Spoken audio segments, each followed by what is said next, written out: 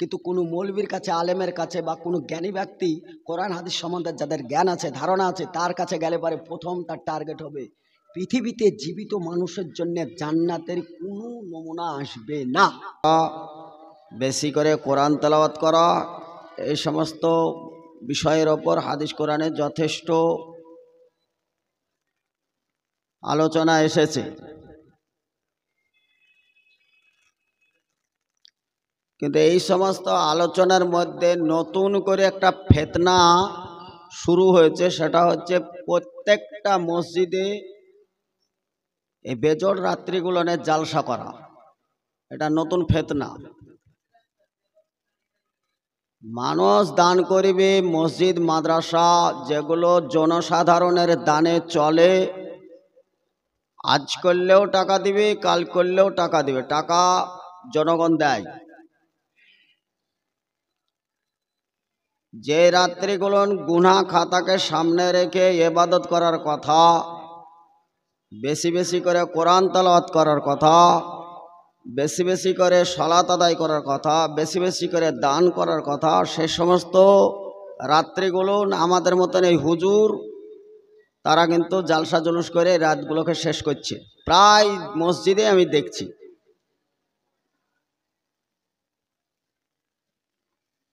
এগুলো নতুন করে শুরু হয়েছে, এ আর শেষ হবে না।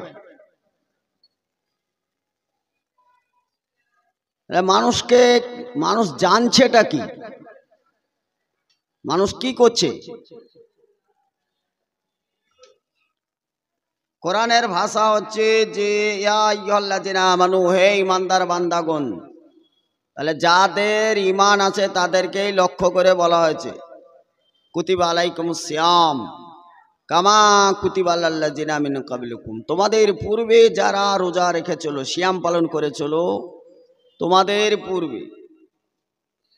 তাহলে আমরাই সিয়াম পালন করছি বিষয় তা না, আমাদের পূর্বে সিয়াম পালন হয়েছে,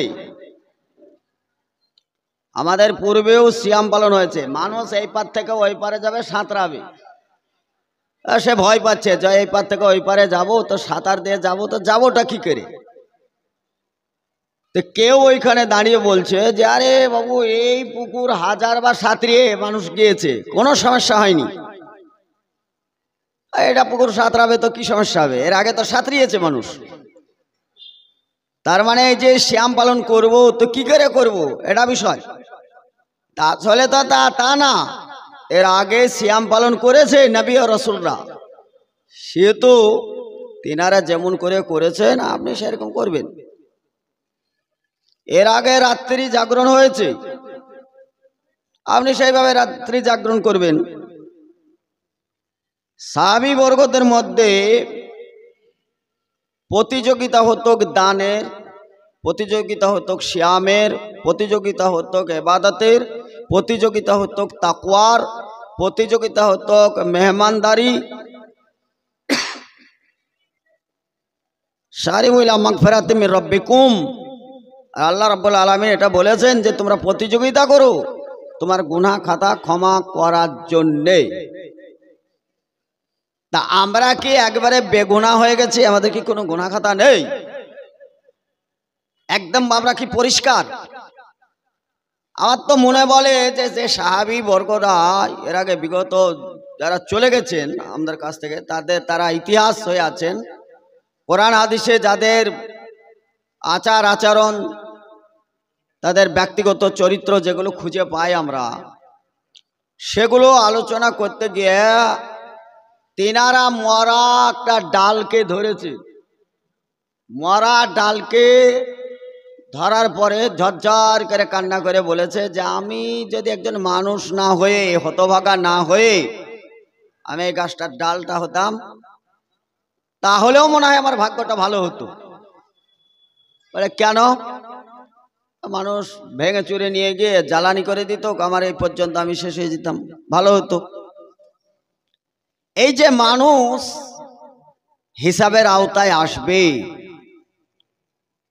আল্লাহ না করুক যদি আমি ওই হিসাবে যদি আটকে যাই, তা আমার চাইতে দুর্ভাগ্য আর পৃথিবীর কাউরির হবে না। রাসূল সাল্লাল্লাহু আলাইহি সাল্লাম যখন জান্নাতের বয়ান করতেন সাহাবীরা শুনতেন, জাহান্নামের বয়ান করতেন তবুও সাহাবীরা শুনতেন। জান্নাতের বয়ান এক পর্যায়ে গিয়েও উমর রাদিয়াল্লাহু তাআলা আনহু বলতেন যে প্রথম ব্যক্তি যিনি জান্নাতি হবেন তিনি হযরত উমরই হবে, মানে আমিই হব। এটা মনে মনে কল্পনা করতেন। আবার জাহান্নামের কথা যখন আলোচনা হতো তখনও কিন্তু তিনি এটাই বলতেন যে জাহান্নামে প্রথম ব্যক্তি এই হতভাগা উমরই হবে।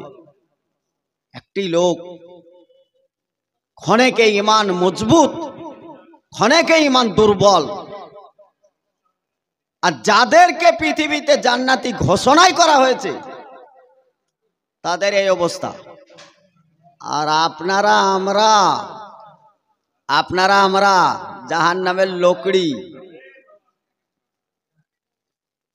আহলে হাদিস যারা দাবি করি আমরাই আহলে হাদিস। বুখারীর হাদিস মানতে গিয়ে আবার সহিহ হাদিস মানতে আবার আমরা বেশি গুরুত্ব দিই। তো সহিহ হাদিস অর্থাৎ বুখারী হাদিস মানতে গিয়ে রাসূল সাল্লাল্লাহু আলাইহি সাল্লাম বলেছেন, ঈদের ময়দানেই হোক আর জুমার ময়দানেই হোক টাকা পয়সা গোনাগুনি নিষেধ। আর এই জালসাদের টাকাটা কি গোনাগুনি চলছে? এটা কি আবার নতুন করে হাদিস আলোচনা হচ্ছে? বলেন। আমি করবো ওয়াজ আর তারা থাকবে টাকা পয়সায় ব্যস্ত। এই হাদিস তো আমি পৃথিবীতে কোনোদিন দেখিনি। তাতে সোশ্যাল মিডিয়ায় যাচ্ছে কথাটা, কালকেই তো এর জবাব আসবে। তাহলে এতে বোঝা যাচ্ছে হাদিস কোরআনকে আমাদের দ্বারাতেই অসম্মান হচ্ছে, আমরা বুঝতে পারছি না। কারণ এলেম কালাম বিদ্যা বুদ্ধি নাই। আর তারপরে আবার তো খাবার আসলো মাশাআল্লাহ, এরপরে তো আবার খেতে আরম্ভ হবে। মানে যা হবে দুনিয়া হোক, আখেরাত জাহান্নামে যা। কি তামাশা চলছে দুনিয়ায়? হাদিস কোরআন কি আর থাকবে না? এর আলোচনা কি মুছে যাবে? মসজিদে আলোচনা শুনলাম, আমি তখন থেকে শুনছি, যদিও মশাই কামড়াইছে, আমি শুয়েছিলাম। মরণের গজল শোনার তার টান দেখে মনে হচ্ছে ওই মরণ গেল সব আমরাই মরবো, যে গজল বলছে সে মরবে না। মনে হচ্ছে না এরকম? জীবনের ভাটিটা আমাদেরই লাগবে, যারা জনসাধারণ তাদের ভাটি লাগবে। আর যিনি বক্তব্য দিচ্ছেন তেনার জীবনের ভাটি লাগবে না। এই খাবারের আইটেমটা কে করলো? হুজুর, এই খাবারের আইটেমটা কে করলো? এখন চল যাবে।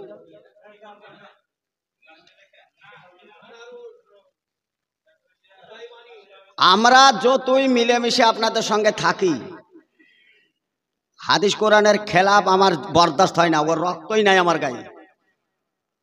আমি হাদিস কোরআনের বিষয়ে আমি কাউরির সঙ্গে আপোষ করতে পারবো না, এটা জানা দরকার। তারপরে যেহেতু দুনিয়াটাই আপনাদের দরকার, খান, যত মন তত খান। জিলাপি খান, এই বিরিয়ানি ভাত এখানে জমজমের এখানে নাই, নিয়ে এসে এক প্যাকেট করে খা।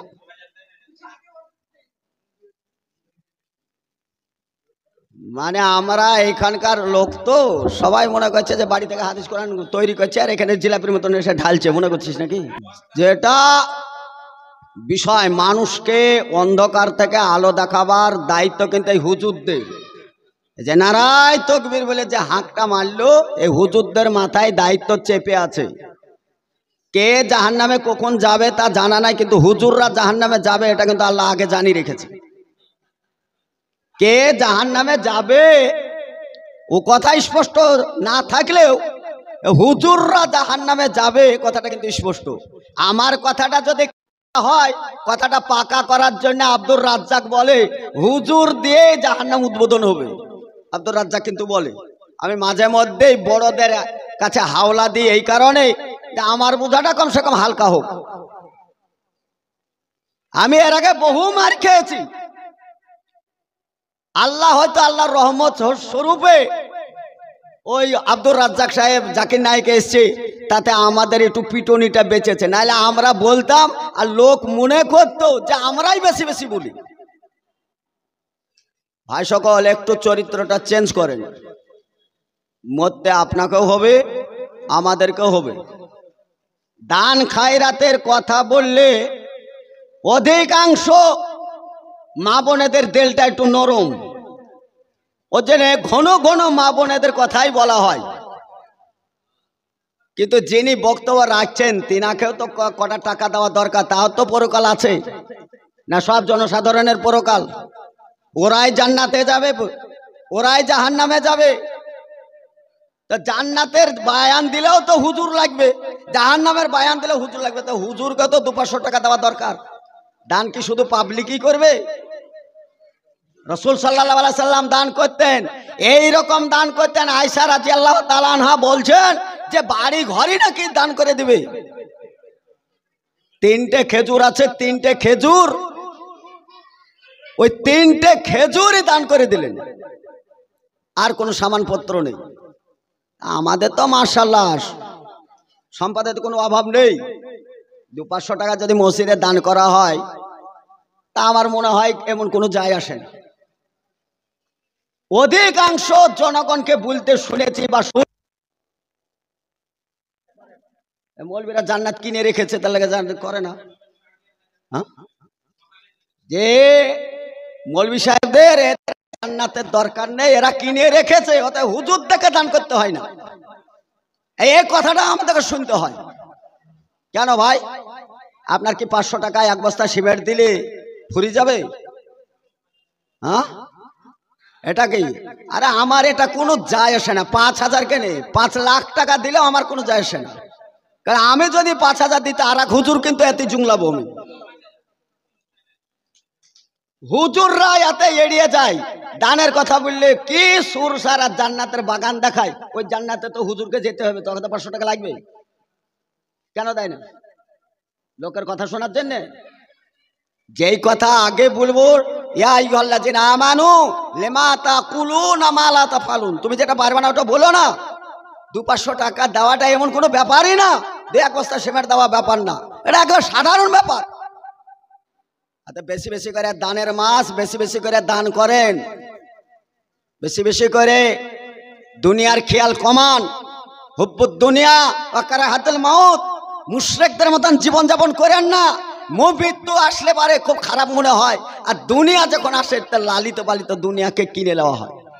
পৃথিবীতে তো ফেরাউনের চাইতে নিকৃষ্ট লোক কোনো ইতিহাসে খুঁজে পাওয়া যায় না।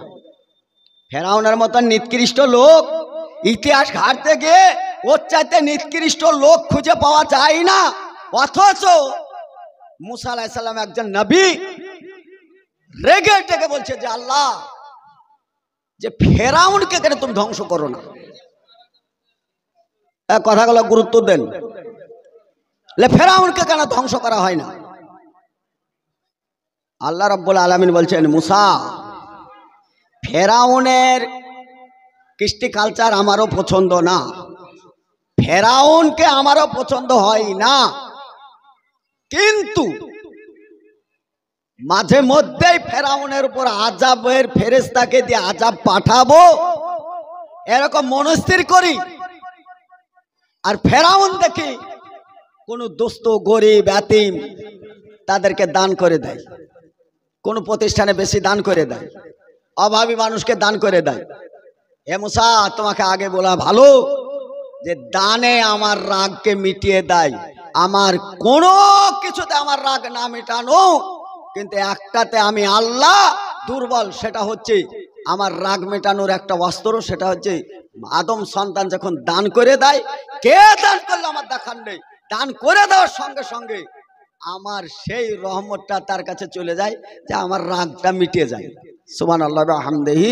যে ফেরাউনের মতো নিকৃষ্ট লোক যার উপর আযাব আসার কথা, সেই ফেরাউন বলছে যে আমার কাছে আযাব আসার আগে যখন ফেরাউন দান করে দেয় তখন আমার রাগটা মিটে যায়। এই বক্তব্যগুলো শুনেছেন? আব্দুর রাজ্জাক সাহেবের ভক্ত বেশি, বক্তব্য আপনারা শুনেন, সেটা এই বক্তব্যটা তার মুখে শুনেছেন। তাহলে বোঝা যায় রাগ মেটানোর মাধ্যম হচ্ছে দান, বরকত হয়। আর এই যে ইতিকাফ রেখেছে এরশাদ ভাই, এই মাসে ইতিকাফের ব্যবস্থা আছে। তোমরা শেষ দশকে আল্লাহ রসুল সাল্লাল্লাহু আলাইহি সাল্লাম প্রথমেও ইতিকাফ রেখে ইতিকাফ ছিলেন, মধ্যখানেও ইতিকাফ ছিলেন, শেষের দিকেও এতেকাফ ছিলেন। যে মধ্যে শুরুতেও ঐশী কিতাব অর্থাৎ আসমানি কিতাব শুরুর দিকেও অবতীর্ণ হয়েছে, মধ্যেও অবতীর্ণ হয়েছে, শেষের দিকেও হয়েছে। যে শেষের দিকে যে প্রাধান্য পেয়েছে বা গুরুত্ব হয়েছে সেইটা হচ্ছে পবিত্র কোরআন। সেই কোরআনটা হচ্ছে এই শেষ দশকে আল্লাহ রাব্বুল আলামিন অবতীর্ণ করেছেন এবং কমপ্লিট করেছেন। এরপরে আর কোনো কোরআন অবতীর্ণ হবে না, কোনো কিতাবই আসবে না, আর নাবী হিসাবে কেউ আসবে না।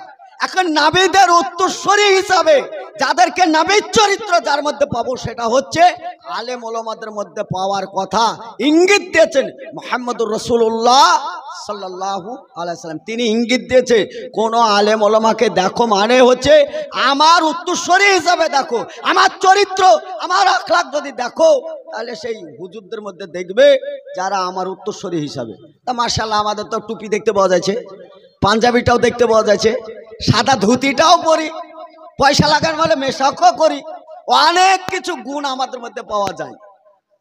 কিন্তু পৃথিবীর মধ্যে সবচেয়ে নিকৃষ্ট যেটা সেটাও আমাদের মধ্যে থাকে। এক, স্ত্রীর সঙ্গে ঘর সংসার করার পরে কোনো আর একটা মেয়েকে হয়তো ভালো লাগার কারণে বাড়িতে বিচ্ছেদ হয়, আর বিচ্ছেদ করার পরে মেয়েটাকে তালাক দেয়। এটা পৃথিবীর মধ্যে হালালের মধ্যে নিকৃষ্ট একটা হালাল, সেটা হচ্ছে এই তালাক দেওয়া। ওর চাইতে আর একটা হালাল নিকৃষ্ট, সেটা হচ্ছে ভিক্ষে করা। এই মসজিদের ভিত গেড়েছে মসজিদ কমিটি, তাবর তাবর লোক আছে, তারাই ভিতটা গেঁথেছে। অনুরূপ ভাবে মাদ্রাসার ভিতগুলো এই ধরনের লোকে আমরাই করি। তারপরে মাদ্রাসার চালানোর বিষয়ে বা কোনো মসজিদের ব্যাপারে হুজুরদের ইগু তৈরি হয়ে যায়। সাদা সাদা পোশাক পরে পাঞ্জাবি গায়ে দিয়ে এখন ভিক্ষের ঝুলি নিয়ে বেড়াইলো, এখন দায়িত্ব নিল। পৃথিবীর নিকৃষ্ট আর একটা অবদান সেটা হচ্ছে ভিক্ষে। আর এই ভিক্ষের ঝুলিটা মৌলবীর ঘাড়ে নিয়ে নিল, দাও এবার মাদ্রাসায় দাও, মসজিদে দাও। কেন মসজিদ মাদ্রাসায় যাবে ভিক্ষু ভাই যাবে, ও যে ওই যাবে এরশাদ যাবে, আমাদের মতন ভিখারি দিয়ে মাদ্রাসা মসজিদ চালাবার চিন্তা ভাবনা কেন নিয়ে এসছে সমাজ? আমাদেরকে কেন ওই লাইনে ভরলেন আপনারা? কারণ আছে, কারণ নরমালি বাপের দুটো বেটা ভালো যার তীক্ষ্ণ বেরেন তাকে দিয়ে চাল ফালা মিশনে, আর যে ওই লোকড়ি খেলে বেড়ায় 6 মাসে 2 দিন বাড়িতে আসে আর বাগান বাগান দৌড়ে বেড়ায়, সেই ছেলেটাকে দিয়েছে ওই মাদ্রাসাতে। আর খুব ভালো আশা করছে যে মৌলবীরা ভালো হবে। কি করে ভালো হবে ভাই? ভালো ছেলেটাকে তো মিশনে পড়াচ্ছেন আপনি, খারাপটা আমাদের মতন খারাপটা দিয়েছেন মাদ্রাসায়, ভালো আশা করেন কি করে? ওই মেরে মুচড়ি দিক উদিক করে কান ধরে উঠা বসা করে 2-60 মেরে কঞ্চি মেরে এই ওই করে হানতান করে যে আপনাদের সমাজে তুলে ধরেছে, এই সমস্ত নরমাল ছেলেগুলো আজকে উপযুক্ত সমাজে একটা গাইড করছে আপনাদেরকে। এটা তো মাশাআল্লাহ আলহামদুলিল্লাহ। সমাজ অচল করার কারণে সমাজ দায়ী। সমাজ এই মৌলবীরা, আমলবী সমাজ, আলেম সমাজ, আমরা একে তো দুর্বল গরিব শ্রেণীর মানুষরা আমরা মৌলবী হই। যারা বড়লোক মানুষ, যারা কোটিপতি ঘরের লোক, তারা 2-1টা ছেলে যদি পড়ায় তাদেরকে ভিক্ষা করতে তো হবে না, তার কথাগুলোতে অ্যাটম বম হবে। আমি এই কথা বলছি, বলার পরে তো পিছনে আমার ভয় আছে, কারণ আমরা দুর্বল জায়গা থেকে এসেছি। ছোট ছোট বাচ্চা ছেলে, তাদেরকে যদি বলা হয় 1 সপ্তাহে 2টো সূরা মুখস্থ করে আসবি, ওই বাচ্চাগুলো পারবে না? পারবে না? তোমরা ছোট ছোট সূরা 1 সপ্তাহে 2টো মুখস্থ করো না, এ বাচ্চারা পারবে। ভিকু ভাইকে যদি দেয়, ওই পাপাকে যদি দেয়, ওই বাবু ভাইকে দেয়, গিয়াস ভাইকে দেয়, গিয়াস ভাই আপনি এই সপ্তাহে 2টো সূরা মুখস্থ করে আনবেন, সম্ভব? আমি তো পারবো না, কারণ আমি যেমন বড় হয়েছি, মোটা হয়েছি, তা আমার বেরোনো মোটা হয়ে গেছে, আমার দ্বারাই সম্ভব নাই 1 সপ্তাহে আমাকে 2টো সূরা মুখস্থ করা। কিন্তু এই বাচ্চাগুলোকে 2টো সূরা মুখস্থ করতে বলে ইজি করে দেবে। অথচ এই বাচ্চাগুলোকে পড়াশোনা করানোর বেলায় যাচাই বাছাই করে পরীক্ষা ইন্টারভিউ দিয়ে ভালো আলেম নিচ্ছি, আর মোটা রসার মতন বেরেন 1 মাসে মনে হয় 1টা সূরা মুখস্থ করতে পারবো না। এই 6 টাকা ধাড়া ইমাম খুঁজে বেড়াচ্ছি, সমাজ জাহান্নামে যাবে না কোথায় যাবে? সমাজে টাকা গিজ গিজ গিজ গিজ করে, ব্যাংকে টাকা রাখছে, এখানে টাকা রাখছে, ফকিরের হক মেরে ফেতরা মেরে টাকা রাখছে। আর ইমাম কিনছে ৬,০০০ টাকা বেতন, মৌলভী সাহেব থাকবেন তো ৬,০০০ টাকা থাকবে না কেন? ইন্না তাইনাতে সারবে, কুল হু আল্লাহ হতে সারবে। আপনারও সুযোগ হবে, ছোট ছোট সূরা পড়ে তাড়াতাড়ি নামাজ ছেড়ে দিচ্ছে। এই নামাজ কিন্তু প্রথম ধাপ, কিয়ামতের মাঠে এই নামাজ হিসাবের লাগবে। রাসূল সাল্লাল্লাহু আলাইহি সাল্লাম বলেছেন প্রত্যেক হরুফে এমনি মাসে 10 নেকি, এই মাসে আনলিমিটেড নেকি। সব কোম্পানি অফার দেয়, এই কোম্পানিরা আল্লাহর কাছ থেকে অফারটা শিখেছে, শিখেই দেয়। তাহলে এই মাসে যার নেকি বেশি, কোরআন পড়লে বেশি, তার বেশি, তাহলে তার সূরা কালাম বেশি। তারাবি পড়তে হবে 8 ঘন্টায়। এই হাদিস পৃথিবীতে কোথায় আছে? ছোট ছোট সূরা দিয়ে তারাবি সারতে হবে, এই হাদিস কোথায় আছে? ঘন্টার পর ঘন্টা পড়তে হবে, এটা আমার জীবনের শেষ নামাজ। পড়েছেন? আল্লাহকে কি বলেছেন এভাবে? জামাতেই তারাবি পড়তে হবে। আপনার মন তৃপ্তি পায় না, আপনি লম্বা সূরা দিয়ে পড়বেন, কিছু না জানলে পারে। রাসূল সাল্লাল্লাহু আলাইহি সাল্লামের আরো একটা হাদিস এসেছে, যে হাদিসটা এসেছে পরপর যদি কুল হু আল্লাহু আহাদ আল্লাহুস সামাদ লাম ইয়ালিদ ওয়া লাম ইউলাদ ওয়া লাম ইয়াকুল লাহু কুফুয়ান আহাদ, এই সূরাটা যদি 3 বার কেউ পড়ে, তাহলে একটা কোরআন খতম করলে তার আমলনামায় যে সওয়াব যাবে, এই সূরাটা বললে তার আমলনামায় সেই সওয়াব দেওয়া হয়। বলা যাবে একবার সুবহানাল্লাহ? কি বুঝেন আল্লাহকে? আল্লাহকে জানেন, চিনেন? এই সামান্য একটি সূরা আপনি সারা রাতে 3 বার পড়বেন। আপনি এক রাকাতে আপনি 8 বার পড়েন, 10 বার পড়েন, আপনি পড়েই জানেন, এই সূরাটাই পড়া জানেন না তো কি করবেন? এটাই পড়েন। আল্লাহ আপনার উপর রহমত কেমন বর্ষণ করছে দেখেন। অতএব জামাতে তারাবি পড়ার কথা হাদিসে এসছে, একবারে নেই তা নয়। যদি মনে করেন যে জামাতে আমার তৃপ্তি হয় না, আমি একাই পড়বো, আপনি একাই দাঁড়ান, ঘন্টার পর ঘন্টা পড়েন। রাসূল সাল্লাল্লাহু আলাইহি সাল্লামের নামাজ ছিল তারাবির নামাজ, ঘন্টার হিসাব, ঘন্টার হিসাব ছিল, সূরার হিসাব ছিল না, সেখানে ছিল ঘন্টার হিসাব। আর আমরা এখন সূরার হিসাব ধরেছি, ফলে একটা গেল। আর একটি কথা যেটা বলছি সেটা হচ্ছে এই যে ইতিকাফ, ইতিকাফ করার কথাটা আমি একবার অ্যাঙ্গেলে নিয়ে এসেছিলাম। আমাদের মসজিদে, অধিকাংশ মসজিদে একটা দুটো লোক ইতিকাফ করে, সে নেকির সাথে করে, আলহামদুলিল্লাহ। সাহাবী বর্গদের মধ্যে, সাহাবীদের মধ্যে রাসূল সাল্লাল্লাহু আলাইহি সাল্লাম ইতিকাফের গুরুত্ব বলতে গিয়ে অনেক সাহাবীরা তিনারা ইতিকাফ নিয়েছেন। এর মধ্যে একটা মাশহুর সাহাবী, রাসূলের চাচা আব্দুল্লাহ ইবনে আব্বাস রাদিয়াল্লাহু তাআলা আনহু, বিখ্যাত সাহাবী, রাইসুল মুফাসসিরিন, যিনি এতটাই তিনি তাফসীর করতে পারতেন। বিসমিল্লাহির রহমানির রহিম, ইযা জাআ নাসরুল্লাহি ওয়াল ফাত ওয়া রাআইতান নাস সায়াদখুলুনা ফি দীনিল্লাহি আফওয়াজা।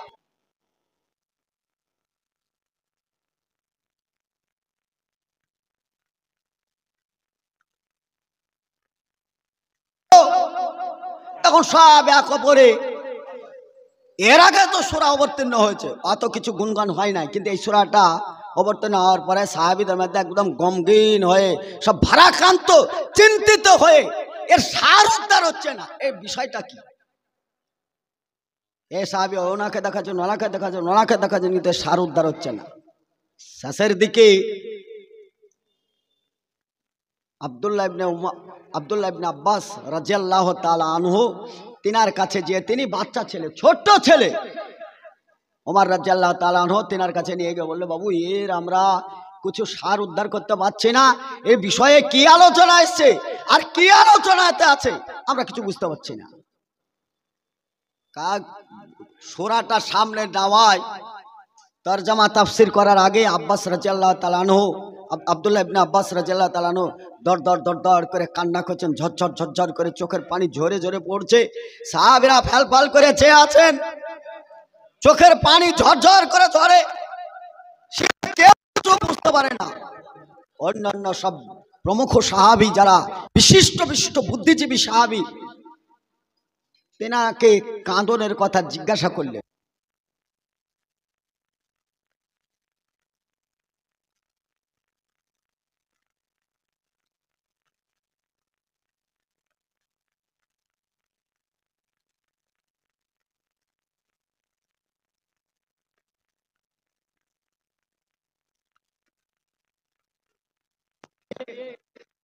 জোর প্রকার কান্না, সাহাবীরা না বুঝতেই চোখের পানি সাহাবীদেরও বেরিয়ে আসছে। জিজ্ঞাসা করলে, বাবু কেন কান্না করছো, কি হয়েছে, এই সূরার প্রেক্ষাপটটা কি?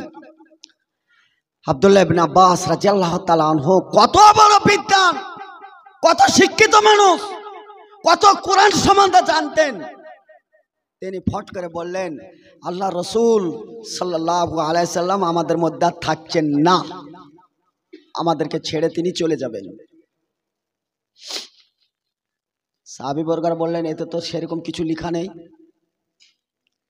এতে তো সেরকম কিছু লেখা নেই, আল্লাহ রসুল থাকবেন না এই কথাতে তো মউতের কোনো কথা নেই। আব্দুল্লাহ ইবনে আব্বাস রাদিয়াল্লাহু তাআলা আনহু বললেন, আল্লাহর পক্ষ থেকে সাহায্য পোনা যথেষ্ট, আশা যা আসার এসেছে, এরপরে সাহায্য আর আসবে না, মানে মুহাম্মদ সাল্লাল্লাহু আলাইহি সাল্লাম থাকবেন না মানে তো কোনো সাহায্য আসবে না, তার মানে মুহাম্মদ সাল্লাল্লাহু আলাইহি সাল্লাম আমাদের মধ্যে থাকছেন না। তিনি কোরআন বুঝেছিলেন কেমন আর আমরা বুঝি কেমন।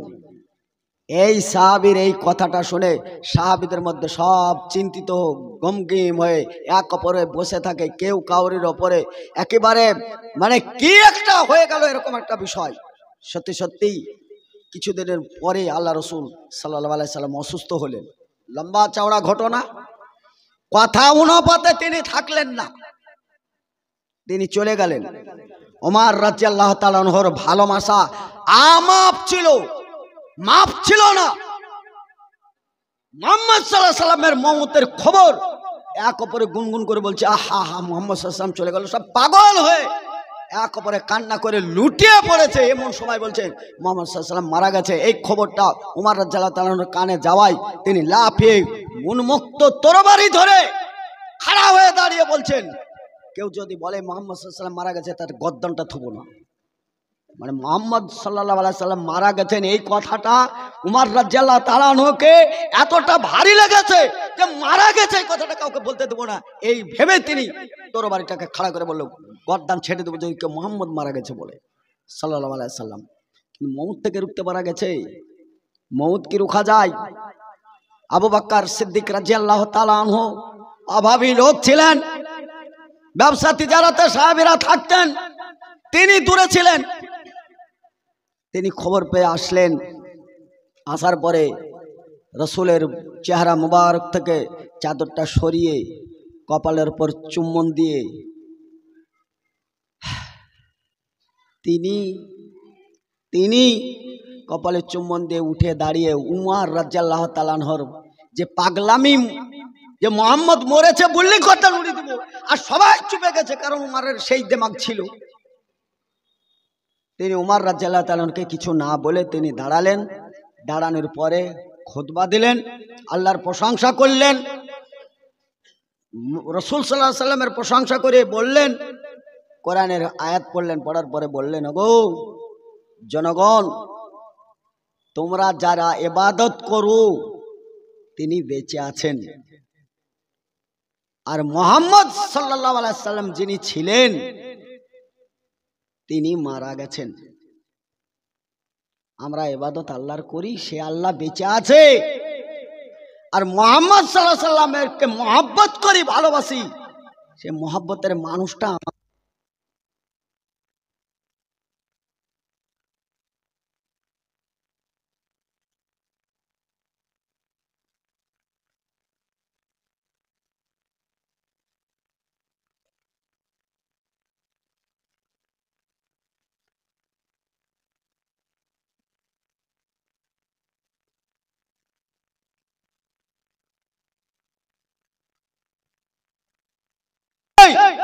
কিন্তু আপনি বুঝে সুঝে টাকা দান করবেন কি করবেন না ওটা তো আপনার ব্যক্তিগত ব্যাপার। পকেটে থাকলে তো কেউ আপনার পকেট মেরে নিচ্ছে না। তবে শুনুন, মৌতের আগে রাসূল সাল্লাল্লাহু আলাইহি সাল্লামের কাছে জিবরিল আমিন আসলেন। আসার পরে সালাম মুসাফা করার পরে বললেন, ইয়া রাসূলুল্লাহ, আপনি আমার সঙ্গে আর একজন ফেরেশতা এসেছে, যদি আপনি অনুমতি দেন। অনুমতি দেন মানে এখন আমি এই গোসদর পাড়াতে এইখানে মাদ্রাসার কালেকশন করি, সালাম দিয়ে দাঁড়াই, অনেকেই আমাকে ভালোভাবে চিনেন। আমি ওই জায়গায় দাঁড়িয়ে যদি বলি যে ভাই মনে কিছু করেন না, আজকে আর একজন এসছে, কে এসছে প্রশ্ন তো থাকতে পারে, কে এসছে? আমি যদি উঠে বলি যেই ফেরেশতা জীবনে কোনোদিন আসে নাই, হয়তো এর পরেও আর এই ব্যক্তির কাছে আসবে না, আপনাদের গোস্তপাড়া আসবে না, তিনি এসছেন, আপনার এই কথাটা বুঝতে দেরি হলেও রাসূল সাল্লাল্লাহু আলাইহি সাল্লামের বুঝতে দেরি হয়নি। বলে কে? মালাকাল মউত। মালাকাল মউত আজরাইল আলাইহিস সালাম, ডাকো। তিনি আসলেন। আসার পরে জিনার ওপর কোরআন অবতীর্ণ হয়েছে। খুব ভালো করে শোনেন, কোরআন পড়ে আজকে কোরআনের ছায়া চত্বরে পৃথিবীর মানুষ মানে সম্মানিত হয়েছে। ডক্টর জাকির নায়েককে সবাই চিনছি আমরা, যারা তারা কিন্তু কোরআনের মাধ্যম দিয়েই চিনছি। জাকির নায়েকের জন্ম যেখানে, সেখানে অনেক মানুষ বসবাস করে, এমনকি যার অরুষ জাত থেকে জন্ম হয়েছে তাকে অত ফলোয়ার নেই, তাকে অত চিনে না যত জাকির নায়েককে চিনে। কেন চিনে বলেন তো? তার মধ্যে কি একটা অবদান আছে যে তাকে চিনছে, অন্য কোনো অবদানে চিনতে পারেন না। তিনাকে চিনছেন সারা পৃথিবী, কারণ তার কাছে কোরআন আছে। কোরআনের সম্মানে তিনি সম্মানিত। সারা পৃথিবীতে রাজা বাদশার সম্মান না থাকলেও জাকির নায়েকের সম্মানটা এসছে একমাত্র কোরআনের জন্যেই। আমরা ছোটখাটো হলেও যতটুকু সম্মানের আশা করি না, ততটুকু যা সম্মান পাই তাও তো মনে করি আমাদের সম্মানটা এসছে কোরআনের মাধ্যম দিয়ে। যার মাধ্যম দিয়ে সম্মান পাচ্ছি, যার মাধ্যম দিয়ে খাদ্য পাচ্ছি, যার সম্মানের অর্থে আমরা এত দান সাদকা গ্রহণ করতে পারছি, তাহলে তেনার সেই কোরআনের সম্মান আমাদের রাখা দায়িত্ব, কর্তব্য। আপনি আজও কোরআন না পড়ে পৃথিবীতে বসবাস করেন কি করে? এটা হচ্ছে আমার হিসাব। কেন? পৃথিবীতে তো আপনার এইভাবে বসবাস করার জন্য পৃথিবী তৈরি করেনি। পৃথিবীতে আল্লাহ অনেক প্রাণীর জন্য বসবাস করার জন্য পৃথিবী বানাইছে। আপনাকে বসবাস করার জন্য উপযুক্ত করেছে, সেটা আপনি জান্নাতি প্রাণী। আপনি তো জান্নাত থেকে এসেছেন। তা আপনি গরু ছাগল, ওরা যেমন খোসা মোসা খায়, আমরা মেন ফলটা খাই, তা গরু ছাগলের মতন জীবন যেমন করবো কেন? কেন করবো বলেন? একদিনও ভাবার চিন্তা ভাবনা হয় না? মিছিলের মতন আসে তারাবি পড়ে, মিছিলের মতন ভেঙে যায়। যে যত শর্ট করে তারাবি পড়তে পারে তার তত ইমামের বেতন বেশি, বৃদ্ধি বেশি। একটু যদি সূরা কালাম বেশি হয়ে যায় তো ইমামের উপর পিতপিতে হয়ে যায়। কে আসতে বলে ভাই নামাজ পড়তে? আপনার জিন্দগি কি গড়েছেন আপনি? কাতে যা কুমিনাল্লাহ নূরুম ওয়া কিতাবুম মুবিন। জীবনে আপনার আলো না থাকায় আপনি অন্ধকার দূর করবেন কি দিয়ে? অন্ধকার দূর করার মাধ্যমই তো হচ্ছে আলো। কে বলেছে যে আলেমদের ওপর ফরজ? এ কথা তো আমি কোথাও শুনিনি। আমি তো কোনো হাদিসই পাইনি যে মৌলবি যারা হবে তাদের ওপর ফরজ। আমি এটা শুনেছি যে প্রত্যেকটা নর নারী যারা পৃথিবীতে হায়াত নিয়ে বসবাস করছে তাদের ওপর অপরিহার্য, তাদের ওপর ইলম শিক্ষা করা, কোরআন শিক্ষা করা অপরিহার্য ফরজ। একটা ফরজ ইবাদত বাদ দিয়ে আপনি বেঁচে থাকেন কি করে? অনেক আলেম ওলামাকে শুনেছি নামাজ না পড়লে সে কাফের, নামাজ না পড়লে সে কাফের। আমিও বলি, সে হাদিসগুলো আমরাও তুলে ধরেছি। বাইনাল আবদে বা বাইনাল কুফরে তারকুস সালাহ, যে ব্যক্তি সালাত আদায় করে না সেই ব্যক্তিই হচ্ছে কাফের। কাফের আসমান থেকে ধপাধপ পড়ে না। এই হাদিস আমরা হাজারও বলেছি, হাদিস মুসলিম। বলার পরেও আমার যেটা মনে হয়েছে, এইটা যদি ফরজ সালাত আদায় না করার কারণে সে যদি কাফের হয়, তাহলে ফরজ একটি কোরআন বা মানে ইলম শিক্ষা করা, সেই ফরজটা বাদ দিয়ে নামাজ তো হওয়ার কথা না, যাকাত দেওয়ার কথা তো যাকাত তো হওয়ার কথা না, হজ করার কথা, হজ তো হওয়ার কথা না, কলেমা পড়েছেন কলেমার উপর টিকে থাকার কথা তো না। এলেম কালাম না থাকলে আপনার কাছে এলেম কালাম বিদ্যা না থাকলে পারে আপনার কাছে নামাজ টিকে, হজ টিকে, যাকাত টিকে? এক আবেগে ইবাদত করে, আবেগে ইবাদত করে, ইবাদত করতে করতে মগ্ন হয়ে পাগল হয়ে যায়। সে তো রাত্রে ইবাদত করছে। শয়তান, ইন্না শাইতানা ইয়াজরি ওয়া ক্বালা আল ইনসানা মাজরা আলাদ দাম। শয়তানের এত পাওয়ার, মানুষের রগে রগে চলার ক্ষমতা শয়তান রাখে। সে তো আবেদ ইবাদত করছে, প্রচুর চোখের পানি ফেলছে, একবারে আল্লাহর নৈকট্য চলে গেছে। তার চিন্তা ভাবনা আমি এমন ইবাদত করছি, মশগুল হয়ে গেছি যে আল্লাহর সঙ্গে আমার তার লেগে গেছে। এটা আমার চিন্তা ভাবনা যে আমি এই ইবাদতটা খুব মজবুত করে করছি, এই চিন্তা ভাবনা সে ইবাদত করছে। শয়তান আর এক সাদা পোশাক পরে একবার আব্দুল কাদের জিলানির মতন লম্বা জুব্বা পরে, মাথায় টুপি দিয়ে, হাতে তসবি দিয়ে, সে তো তার প্রতারক করার জন্য সেও চলে এসছে। শয়তান অনেক সময় ভালো কাজ করে, বিপদে পড়ে করে, আর একজনকে বিপদে ফেলার জন্য করে। এই যে প্রত্যেক সালাতের পরে আপনারা আয়াতুল কুরসি যেটা পড়ছেন, আল্লাহু লা ইলাহা ইল্লা হুয়াল হাইয়ুল কাইয়ুম লা তাখুযুহু সিনাতুন ওয়ালা নাওমুন লাহু মা ফিস সামাওয়াতি ওয়া মা ফিল আরদ, যেগুলো আমরা পড়ছি, এটার আবার পাওয়ার বলেছেন মুহাম্মদ সাল্লাল্লাহু আলাইহি সাল্লাম। বললেন কোন ব্যক্তি যদি সালাতে, ফরজ সালাতের পরে এই দোয়াটা পড়ে, তো তার মরতে দেরি, জান্নাত যেতে দেরি নাই। বলা যাবে সুবহানাল্লাহ? কত বড় একটা পাওয়ারফুল দোয়া। এই দোয়াটা কিন্তু এর শিক্ষক হচ্ছে একদম ডাইরেক্ট শয়তান। শয়তান বিপদে পড়েও ভালো শিখায়। শয়তান যখন বিপদে পড়ে যায় তখনও কিন্তু ভালো শিখায়। কিন্তু কোন জায়গায় ভালো করার কাজে যে ও ভালোটা করে না, খারাপটা করে। ও আবেদের কাছে গেছে, যাওয়ার পরে শয়তান তো সালাম দেওয়ার কথা না, কিন্তু সালাম দিছে, আসসালামু আলাইকুম। ওয়ালাইকুম সালাম।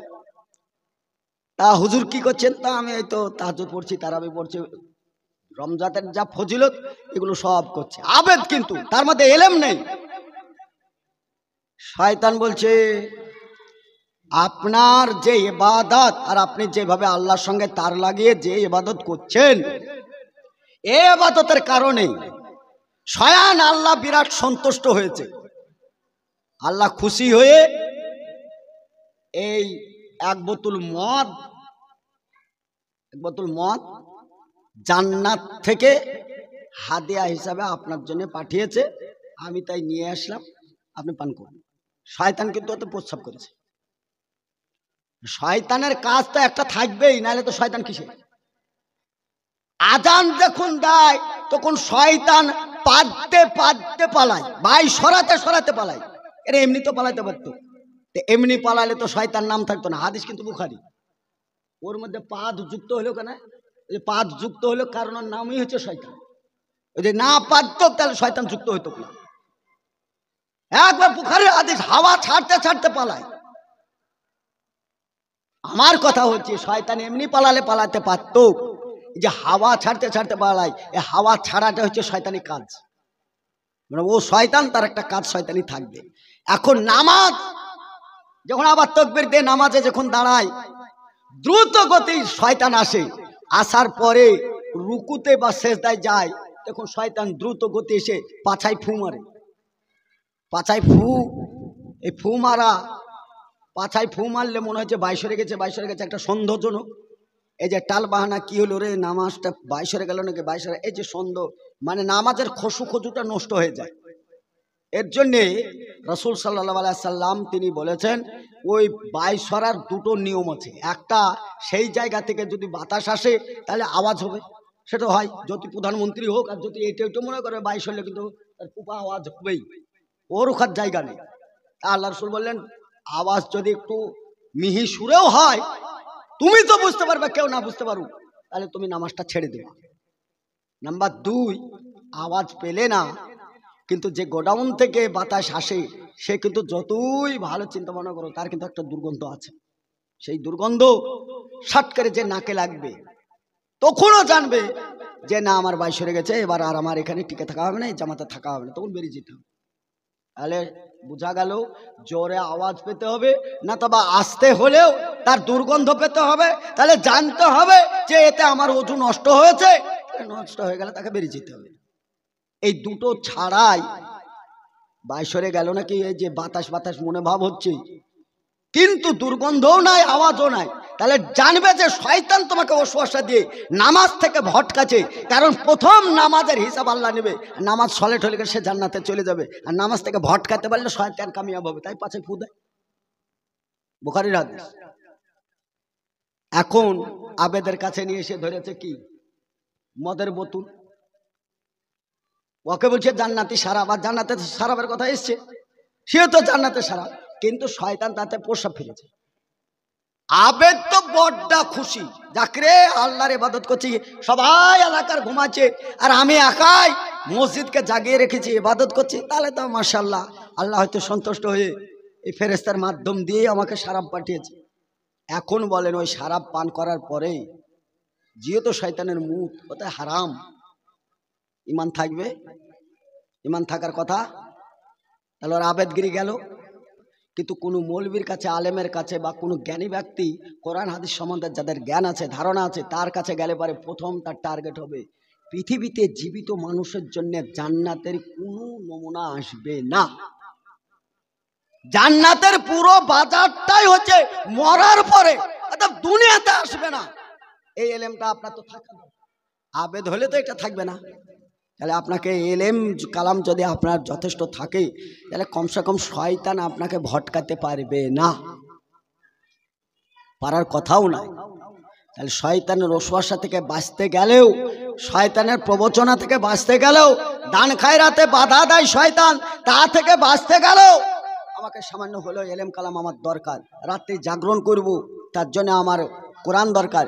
কিয়ামতের মাঠে সঙ্গী সাথী কেউ থাকবে না। ইয়া আইয়ুহাল্লাযিনা আমানু ইন্না মিন আজওয়াজিকুম ওয়া আওলাদিকুম ফিতনাতুন শব্দ এসেছে, কোরআনে ফিতনা শব্দ এসেছে।